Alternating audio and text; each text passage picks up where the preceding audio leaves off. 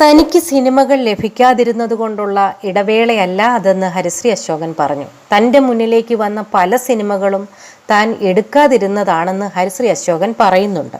താൻ പണ്ട് ചെയ്ത കഥാപാത്രങ്ങൾ ആവർത്തിച്ചു വരുമ്പോൾ അതിന് പിന്നാലെ പോകുന്നതിന് അർത്ഥമില്ലെന്ന് ഹരിശ്രീ അശോകൻ പറഞ്ഞു.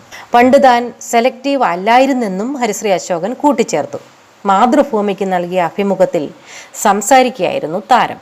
കഴിഞ്ഞ കുറച്ചു കാലമായി എന്നെ സിനിമയിൽ കാണുന്നുണ്ടായിരുന്നില്ല എന്ന് പലരും പറയുന്നുണ്ടായിരുന്നു. എനിക്ക് സിനിമകൾ ലഭിക്കാതിരുന്നത് കൊണ്ടുള്ള ഒരു ഇടവേളയായിരുന്നില്ല അത്. എൻ്റെ മുന്നിലേക്ക് വന്ന പല സിനിമകളും ഞാൻ എടുക്കാതിരുന്നതാണ്. ഒരു സിനിമ ചെയ്യുമ്പോൾ അതിൽ എന്തെങ്കിലും ഗുണകരമായി ഉണ്ടാകണം, എന്നാലേ ആ സിനിമ നമുക്കും പ്രേക്ഷകർക്കും ആസ്വദിക്കാൻ കഴിയുകയുള്ളൂ.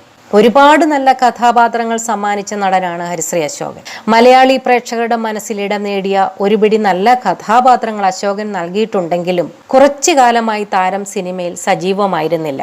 തനിക്ക് സിനിമകൾ ലഭിക്കാതിരുന്നത് കൊണ്ടുള്ള ഇടവേളയല്ല അതെന്ന് ഹരിശ്രീ അശോകൻ പറഞ്ഞു. തൻ്റെ മുന്നിലേക്ക് വന്ന പല സിനിമകളും താൻ എടുക്കാതിരുന്നതാണെന്നും ഹരിശ്രീ അശോകൻ പറയുന്നുണ്ട്. താൻ പണ്ട് ചെയ്ത കഥാപാത്രങ്ങൾ ആവർത്തിച്ചു വന്നാൽ പിന്നെയും അതിന് പിന്നാലെ പോകുന്നതിൽ അർത്ഥമില്ല. ആദ്യകാലങ്ങളിൽ ഞാൻ ഒട്ടും സെലക്റ്റീവ് ആയിരുന്നില്ല. കിട്ടുന്ന എല്ലാ വേഷങ്ങളും ചെയ്യാനുള്ള കൊതി കൊണ്ട് അതിന് പിന്നാലെ പോകുകയായിരുന്നു. എന്നാൽ ഇപ്പോൾ ഞാൻ കുറേ സെലക്റ്റീവായി എന്നത് യാഥാർത്ഥ്യമാണ്.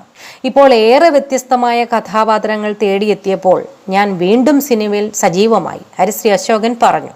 എ രഞ്ജിത്ത് സിനിമയാണ് ഹരിശ്രീ അശോകന്റെ പുറത്തിറങ്ങിയ ഒടുവിലത്തെ സിനിമ.